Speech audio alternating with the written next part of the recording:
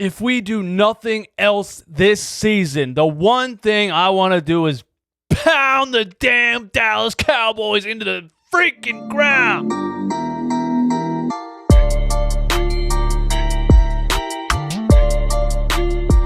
What is up, guys? DJ Eastwood here, running back home with the most brutally honest Philly sports takes on YouTube. Some people don't like it, but it's because some people don't like the truth. Hit the like button if you like the truth. Hit the dislike button if you're a Cowboys fan. And hit the subscribe button if you're new. I give you these podcast episodes every single day for free. All on my subscription. Let's get into this, man. Everybody hates the Cowboys. And I'm going to tell you why.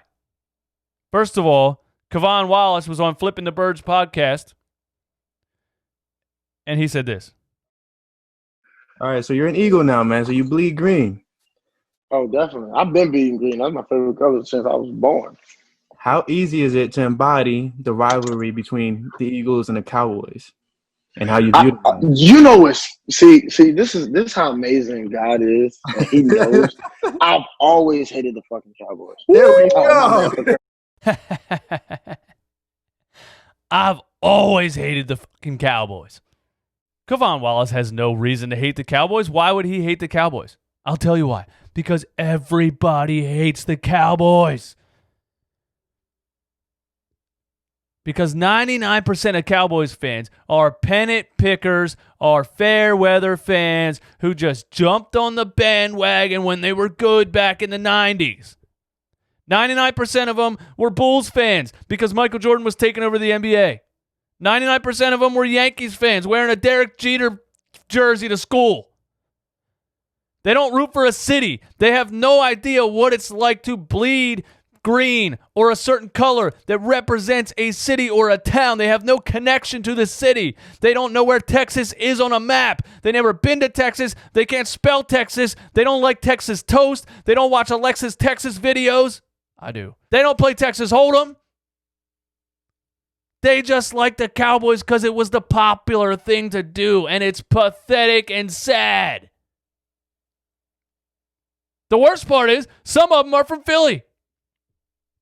There's people that were born in Philly that are Cowboys fans. That's a mental disorder. That's what that is.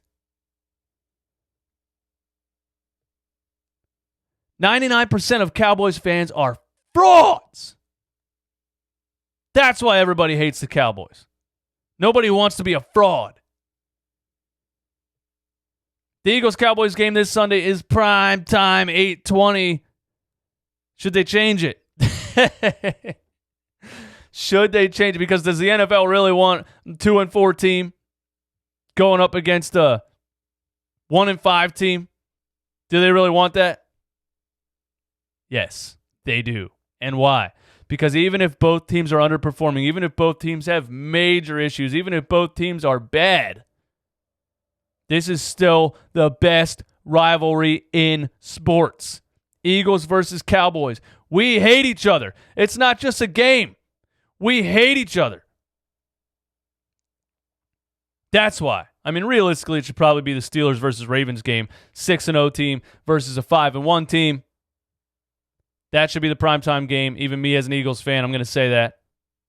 But I can't wait for primetime if they don't change it. Because if we do nothing else this season, I want to destroy the Dallas Cowboys. So I can troll their fans. So I can talk my shit. Win the division, that's still winning something. I'm on it. Jalen Reagor activated for the 21-day practice squad.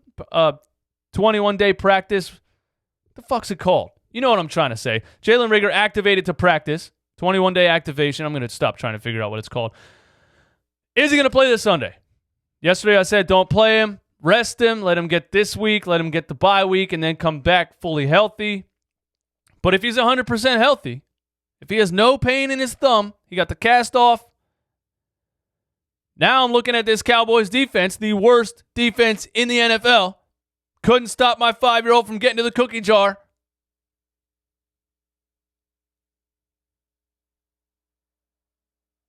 I'm saying play him against the Cowboys.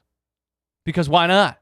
Get some reps in against the worst defense in the NFL. Get some reps in. That's what I'm saying for Jalen Reagor. If he's ready to go, put him on the field. If Miles Sanders is ready to go, put him on the field. He was supposed to be out 1 to 2 weeks.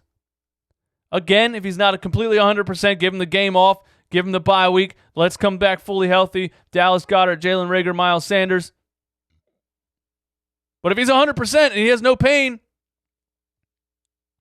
put him on the field. Get him some reps. Even if it's just 5 carries, get him some reps against the worst defense in the NFL. Why not? Here's an excellent tweet by Victor Williams of the Philly Pod.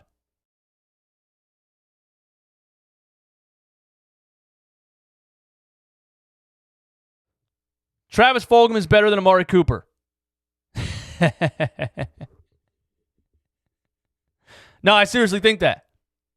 I'm not being biased. Do I look like a biased Eagles fan? Don't answer that. Travis Fulgham is better than Amari Cooper. Travis Fulgham, 89 yards per game this season, 3 touchdowns. Amari Cooper, 83 yards per game this season, 2 touchdowns. This is a massively overpaid wide receiver versus a practice squad wide receiver. We found a diamond in the rough. Amari Cooper makes $10 million this season. Travis Fulgham makes $675,000 this season. I just wanted to throw that out there. Now let's be realistic here. All right? I know I talk all my stuff because I hate the Cowboys and I like to talk my stuff, but I got to be realistic at some point. They're both bad teams for the defensive reasons. Neither team has a good defense. The Eagles have a good defensive line, 3rd in the NFL in sacks. Top 5 defensive line. Other than that, linebacking core probably the worst I've ever seen. Defensive backs, aside from Darius Slay locking down everybody on that side. The Eagles' defense is now ranked 25th in the NFL. That's not good. Dallas Cowboys, though, 32nd, and it's not even close. We have the 3rd defensive line in football. They have the 18th. So, not a putrid defensive line. And our offensive line is banged up. We already know that. So these guys are still going to get pressure on Carson Wentz. Even though it's not a top 10 or a top 5 defensive line, they're still going to get pressure on Carson Wentz. He's still going to have to do his thing. I'm going to keep harping that Carson Wentz needs to call his own plays. Carson Wentz needs to get out of the pocket his damn self. Carson Wentz needs to kill. He needs to audible. He needs to forget everything Doug Peterson tells him to do because the game plan is terrible and the play calling is terrible. Carson Wentz needs to take control of this offense. Period. I don't care if people think you're arrogant. I don't care if coaches think you don't listen. You're 2-4-1. You do it yourself, Carson. That's why you lead the NFL in fourth quarter touchdowns. Because when you start to do it yourself, things happen. Now, realistically, we can't take this team for granted. We shouldn't take any team for granted because they're NFL talent at the end of the day. They are on their 3rd string quarterback because Dak Prescott broke his ankle. Andy Dalton got blasted in the face. Philly 500, I don't know if you watch Philly 500's channel. He's hilarious. He said the Cowboys ran out of quarterbacks. They had to go into the back kitchen in the stadium and get Chef DiNucci, put a football helmet on him. He was back there making meatballs. They had to put a football helmet on him, throw him on the field. Our defensive line should eat this guy alive. I said that about the Giants, I know that. But Daniel Jones is not bad, and Daniel Jones could run a little bit. He ran for 85 yards against us in one damn play. Ben DiNucci is not Daniel Jones. This should look like what that San Francisco 49ers game looked like. We should pound this guy into the ground every single play. It should be completely one-sided. Now, the reason we shouldn't take it for granted mostly is because they still lead the league in points per game and they still lead the league in passing yards per game. Now, that was with Dak Prescott, and he's gone. But they still have offensive weapons. They have a putrid, disgusting defense. They still have offensive weapons. They still have Zeke. They still have Amari Cooper. They still have Michael Gallup. They still have CeeDee Lamb.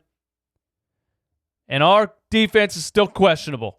Aside from the defensive line getting pressure, our defense is still very questionable. So at the end of the day, we can't take this for granted. They still have offensive weapons. It still could be a shootout. That's why they lead the league in points per game and passing yards, because every game they've played so far is a shootout because their defense is terrible. They've played from behind every game so far. Dak Prescott led the NFL in passing yards per game, completions per game, everything, because he was throwing the ball 50 times a game. Don't take him for granted. Hopefully we get Jalen Reagor and Miles Sanders back. If not, not a big deal. Carson Wentz needs to call his own plays to run the offense. At the end of the day, if the Eagles don't do anything this season I want to destroy the Cowboys. My name is DJ Eastwood. This is Run It Back, home of the most brutally honest Philly sports takes on YouTube. Some people don't like it, but it's because some people watching this are Cowboys fans, and I don't even know why they're watching this, but they do, and they troll me in the comments because they don't get a life. Hit the like button if you like the truth. Hit the dislike button if you like lying to yourself. And hit the subscribe button if you're new. I'll give you these podcast episodes every single day. I want my subscription.